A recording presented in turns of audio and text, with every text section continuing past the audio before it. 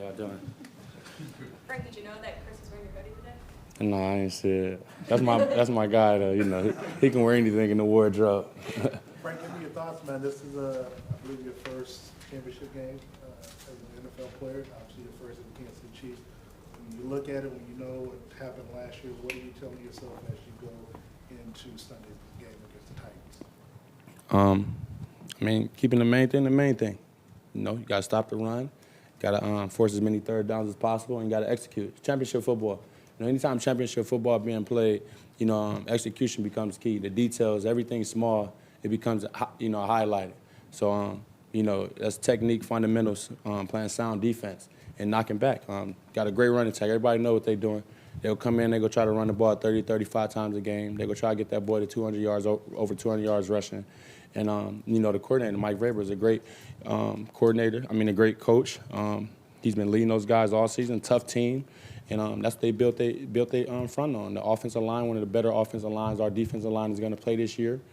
Got great leadership over there in Teddy DeWine.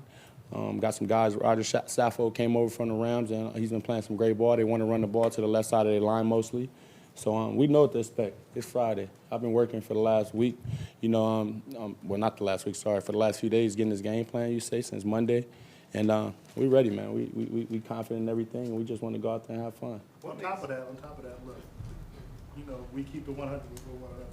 Chiefs fans are looking at what happened last year. One of the reasons why they didn't make it to the Super Bowl was someone lined up in the neutral zone. What are you all doing? What is Spags telling you all mentally not to make those type of mistakes, to give the other team additional, you know, chances to continue on with their drive?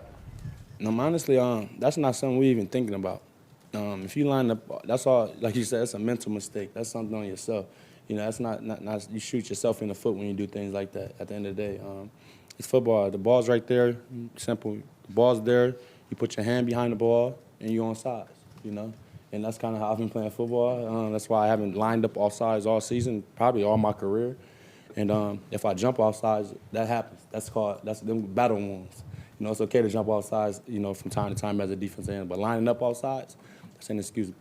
Frank, you mentioned Derrick Henry obviously is a priority, but it seems like over the last two games in these playoffs, Ryan Tannehill has done a lot of damage with play action.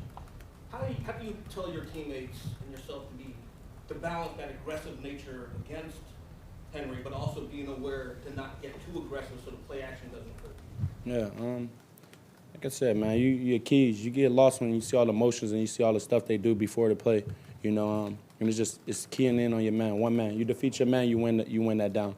You know, it's a down at a time, and not getting too far ahead of yourself. Like I said, when you got all the motions and stuff, that's what it's for. It's eye candy to distract you, you know, as the player. Get you looking left, get you looking right when everything is coming right at you. You know, you got Ryan Tannehill. I don't know where, you know, people got off saying, you know, he was falling off, but, you know, great quarterback. Guy, 4.6 speed, still running as a quarterback when he's extending downs with his feet. And like you said, last two games, he's playing some great football off the play action. Why? Because the guy's running for 200 yards a game and getting the ball 35 times a game. Anytime I got a running back running for 200 yards and getting the ball 35 times, I'm sure that's going to open up play action. That's just common sense. At the end of the day, your secondary got to stay disciplined with the eyes. Linebacker got to get in depth after they play that run. And our job as a defensive line is to convert on pass rush. They're a good team. They hold a lot. They go attach on the outside of our shoulder pads. It's going to be our job to get to the quarterback and disrupt all that. What's unique about the challenge of What's unique about the challenge of tackling a guy who's just big and fast as Derrick? Just another big guy you got to tackle, I guess. You know, 250 pounds, 6'3", I believe, 6'2", 250 pounds. It's going to be fun. I look forward to it. I'll tackle him plenty of times, so I'm just going to be another tackle. I want some sacks, though. Frank, you mentioned Taylor Lewan. What are just some unique traits that you might see on film that he brings to the table? I think he's one of the best tackles in the league, if not the best. I went to college with him, so I spent time with him. I think I had 2 years with him, 3 years almost, something like that. But I spent some time with him. Taylor's got a year on me, so yeah, it was a good look for it. I hope y'all get your popcorn ready. Do you think he knows some extra things about you to make sure, you know, given that you guys have experience together, he has some tips on? Yeah, he know a lot about me. I know a lot about him too. Frank, I know. He says in my notebook. Come on, man, he in my memory. You keep stuff like that in memory. You don't need a notebook. Frank,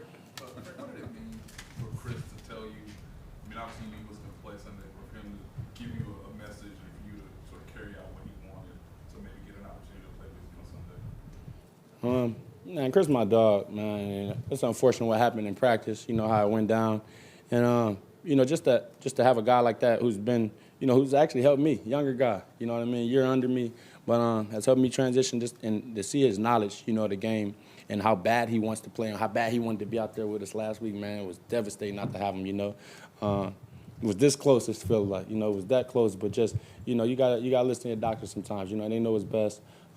We knew we had a chance to go out there and get the win, be able to sit Chris down or whatever. And we knew we had a chance to go out there and get the win, and it happened. You know how it happened, thank God.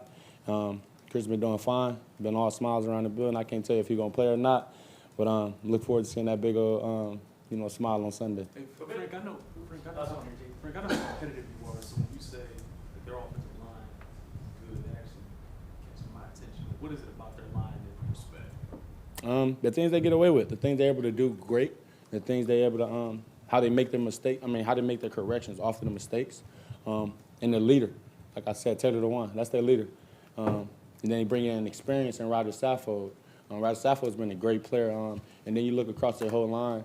I do a lot of research. I look into it a lot. These guys, they all across the board, top. You say top 10 on average, top 8, as far as positionally across the whole front line.